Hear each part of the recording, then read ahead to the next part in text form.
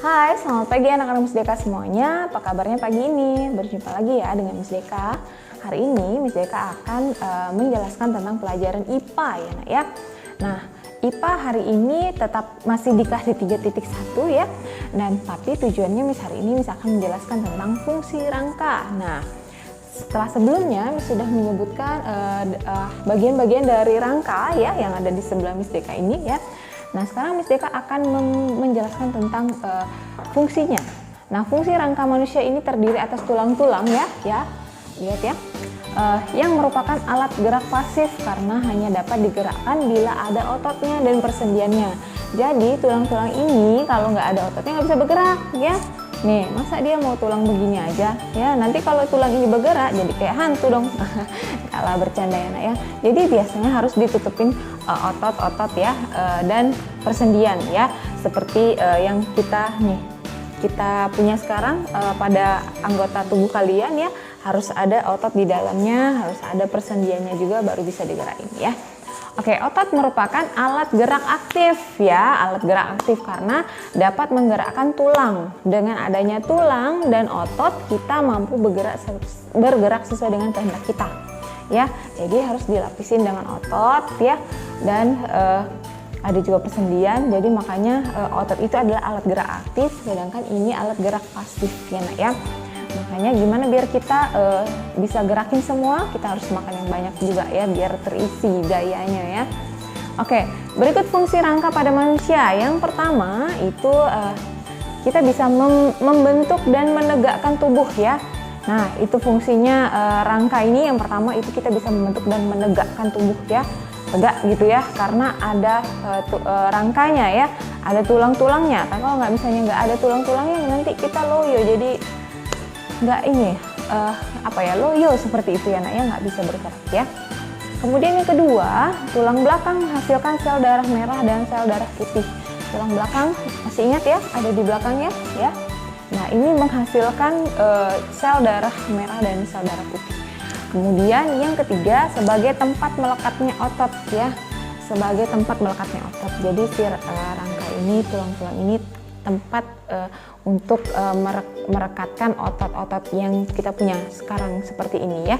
Fungsi yang keempat yaitu melindungi organ-organ penting ya nak ya, seperti misalnya tengkorak melindungi otak. Nah nih misalnya nih ya, tengkorak kepala ini ya, ini melindungi otak yang ada di dalamnya ya. Itu melindungi otak kita yang ada di dalamnya biar kalau misalnya terbentur atau apa yang kena tempurung kepalanya dulu ya, baru nanti ke otak. Tapi biasanya ini sudah cukup melindungi kepala kita ya nak ya.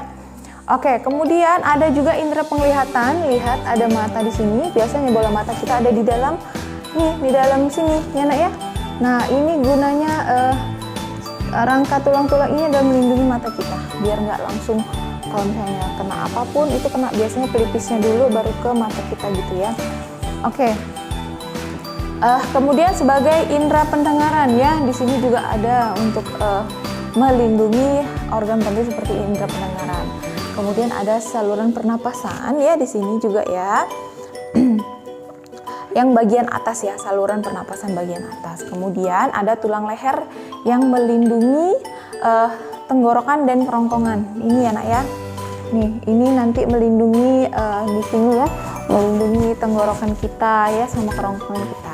Kemudian ada tulang belakang yang melindungi syaraf kita, dan di sini ya nak ya, tulang belakang ya di sebelah sini. Oke, kemarin juga sering ditunjukkan ya di bagian punggung kita sini ya.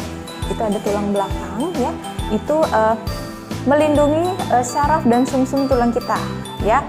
Kemudian tulang dada di sini ya nak ya, dan tulang rusuk itu biasanya melindungi organ penting di dalamnya sini. Biasanya kayak ada paru-paru seperti itu ya nak ya. Kemudian sebagai alat pernapasan, terus ada jantung juga di dalam sini. Nah ini kalau kalian bisa raba mungkin di bagian depan kalian ini juga sama seperti ini, isinya seperti ini nak ya. Di sini nanti biasa ada paru-paru, ada jantung, apa segala macam. Jadi misalnya terjadi sesuatu kecelakaan atau apapun, biasanya yang patah adalah tulangnya dulu, baru sehingga jantung atau paru-paru di dalam tubuh kita ini bisa terlindungi karena adanya ini. Oke, paham ya? Kemudian tulang panggul.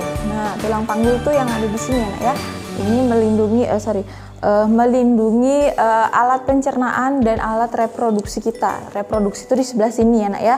Jadi ini ada tulang-tulangnya ya, itu melindunginya. Jadi nggak langsung ketusuk gitu misalnya gitu ya. Nah seperti itu. Itu tadi fungsi dari rangka. Sudah jelas sekali ya nak ya. Dari masing-masing rangka ini ternyata ada fungsinya gitu. Nggak sembarangan istilahnya.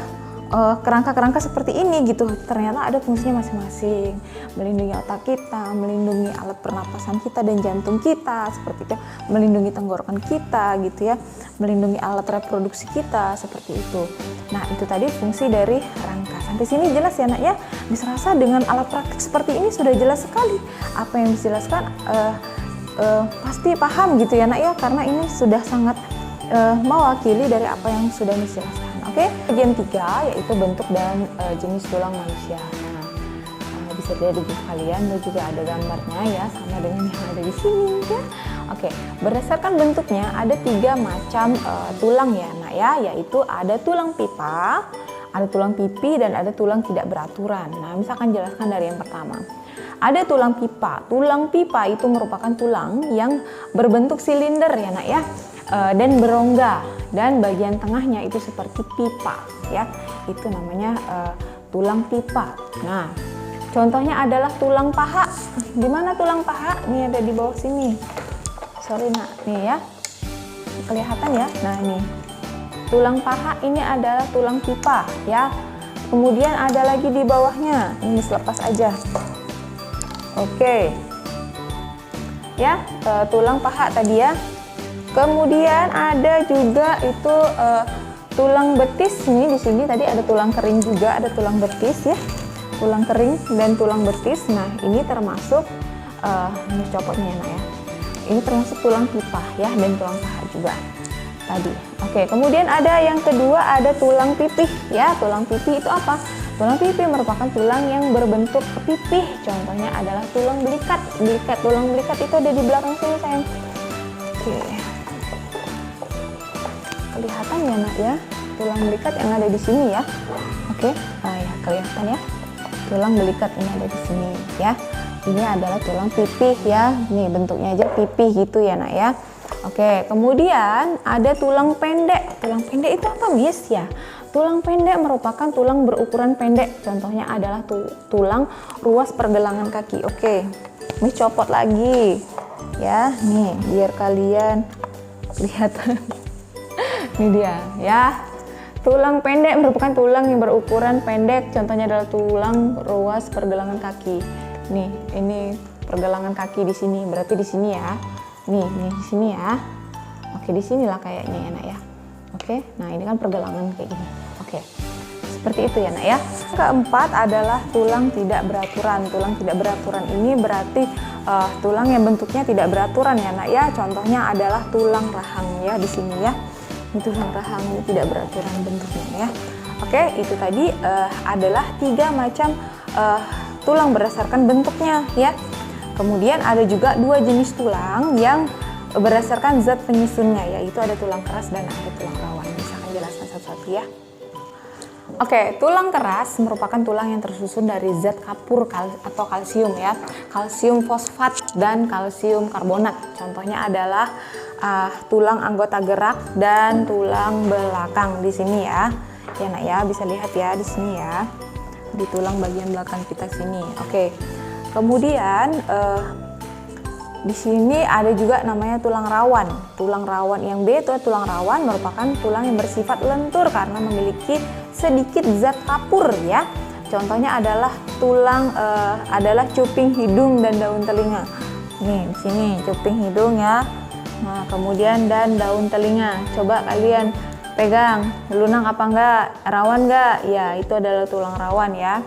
Nah oke, kemudian tulang-tulang yang menyusun telapak tangan itu termasuk ini ya, nih tulang-tulang yang menyusun telapak tangan kita ini ya, termasuk tulang keras ya, ini tulang keras ya.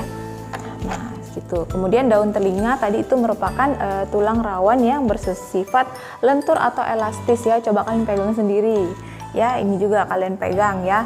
karena nih tulang hidung ini cuma sampai sini yang kerasnya nak ya, sisanya adalah tulang rawan. Oke, kemudian ada info tambahan yaitu gigi tidak termasuk tulang ya nak ya. Gigi tidak termasuk tulang ya. Gigi merupakan bagian tubuh paling keras dalam tubuh manusia.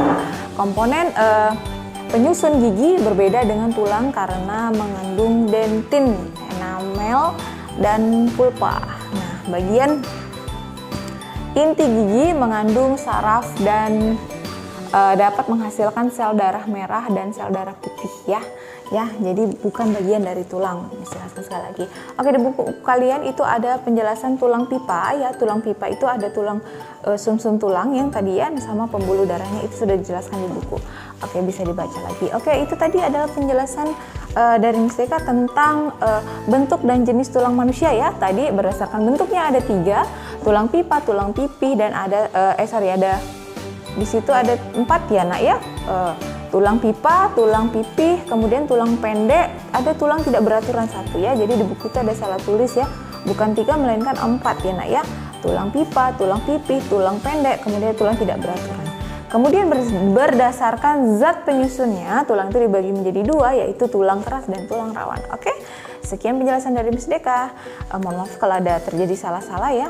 Semoga apa yang disampaikan bisa menambah pengetahuan kalian tentang ini masih tentang rangka ya, fungsi rangka, kemudian jenis-jenis tulang manusia. Oke, thank you for watching. Bye bye.